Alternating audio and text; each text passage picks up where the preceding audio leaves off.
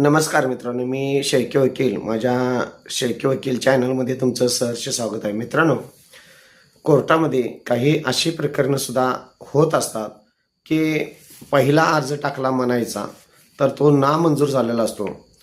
परत काही वादी हे पुन्हा वेगळा काहीतरी स्वरूप घेऊन पुन्हा मनाईचा अर्ज टाकत असतात. तर मित्रांनो, सदरचा अर्ज कोर्टामध्ये जर 2 वेळा टाकलेला असेल तर पहिला नामंजूर झाला असेल तर सुद्धा दुसरा हा हुकूमनामा जर टाकला असेल तर त्याला मनाई अर्जाला मनाई मिळत नाही. हे साठी एक सायटेशन महत्त्वाचं आहे.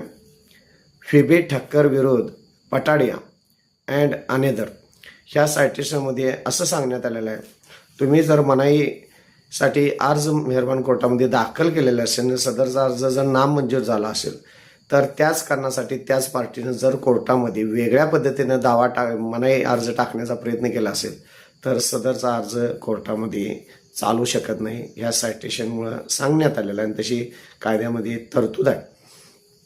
माझ्या चॅनलला सबस्क्राईब केलं नसेल तर सबस्क्राईब करा, लाईक करा, शेअर करा. धन्यवाद.